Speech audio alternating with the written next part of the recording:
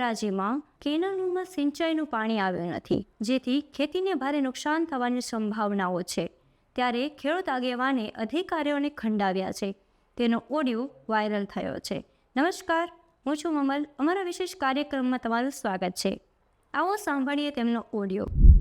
બોલો બોલો, ફોન હતો કાર્યપાલ બોલો સાહેબ, આકાશ પટેલ। હા બોલો બોલો બોલો સાહેબ, મેં જાદવ સાહેબ ને ફોન કરી લીધો। ધોરાજી શહેર જીતેશ વગતિયા ખેડૂત અગ્રણી। હા બોલો ને સાહેબ, બેઠક જયારે થઈ તમે 4000 ફોર્મ ની વાત છે, કોઈ આ તમે કોઈ સુપ્રિન્ટેન્ડન્ટ તમે છો કે કોણ છે? બોલો ને શું કામ? પણ સાહેબ, હું તમને પ્રશ્ન કરું, પેલા તમે સુપ્રિન્ટેન્ડન્ટ માં છો કાર્યપાલમાં શું છે મને? કાર્યપાલક એન્જિનિયર છું, બોલો ને। બસ સાહેબ, આ બેઠક થઈ ધોરાજી શહેર ની અંદર। હા હા 4000 ફોર્મ લેવાય તો કીધું 2500 ના ભરાણા છે, તો આ કેનાલ શું રવિ પાક વહી ગયા પછી હું તમે કેનાલ આપવાનું છે, તો ખેડૂતોએ ફોર્મ ભર્યા એનો રસ્તો શું છે? એવું ન હોય તો આપણે જેટલા 8,000 નું આયોજન હોય, આપણે 17,000 આપણો આઈસીસી છે, કમાન્ડ એરિયા છે, 8,000 નું આપણો આયોજન હોય। 8,000 માંથી આપણે જયારે 50% થતો હોય ને એવું આપણે નથી થતું। હું સાહેબ મીડિયા પત્રકાર છું અને પ્રશ્ન નથી, એ કઈ પ્રશ્ન નથી। હું તો તમે જે જવાબ મેં જાદવ સાહેબ વાત કરી, અહીંયા ઇન્જિનિયર હારે વાત કરી, તો ખેડૂતોએ ફોર્મ ભર્યો તો સાહેબ શું શિયાળો રવિ પાક વહી જશે? ના વહી તો ન જાય ને, દર વખતે આપણે પાણી એના માટે મોડું નથી થતું? તમને નથી લાગતું કે મારી હું ખોટું બોલું છું?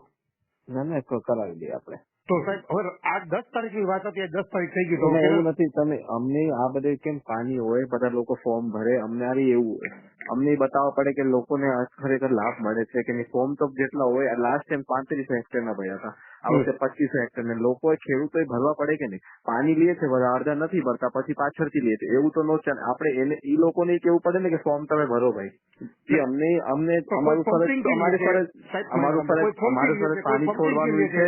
તો મારી વાત સાંભળો, હું ચેનલ માધ્યમથી તમને કહું છું, મારી પાસે ચેનલ છે મીડિયા પત્રકાર, કોઈ પમ્પિંગ લે છે કે ભાઈ તમે કેમ ફોર્મ નથી ભરવા આવતા, શું કામ આપો છો ને પાણી? આવો પ્રશ્ન કરો છે જ પ્રશ્ન, પણ અમે તો દર વખતે આ બધા જેટલા અમારી સિંચાઈ સલાહકાર મીટિંગ હોય એમાં બધા આપણા જેટલા લોકો આગેવાન બધા આવતા હોય એમને આપણે કહી છીએ।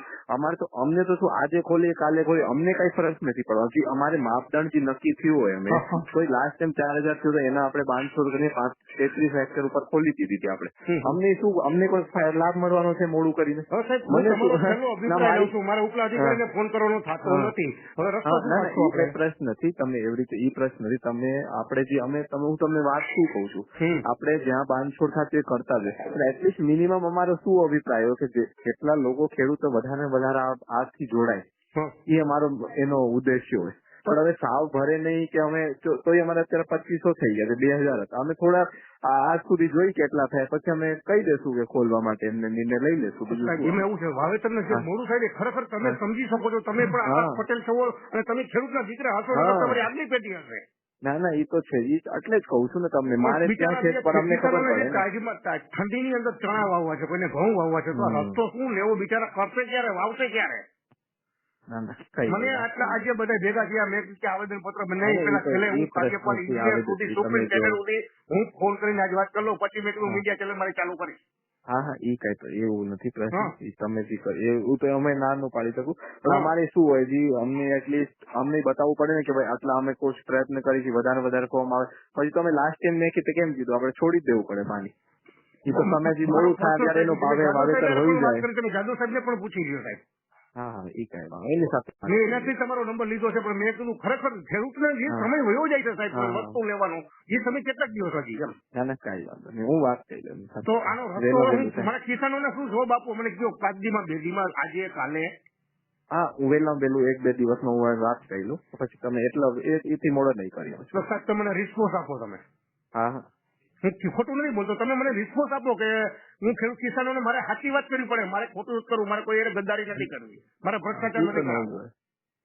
કઈ વાંધો નહીં, મને ટાઈમ આપો, હું તમને વાત કરી દઈશ। હા મને સામેથી ફોન રિસ્પોન્સ આપજો સાહેબ। આ ઘટના તમને કેવી લાગી કોમેન્ટ બોક્સમાં કોમેન્ટ કરીને જરૂરથી જણાવજો। આજે બસ આટલું જ, નમસ્કાર।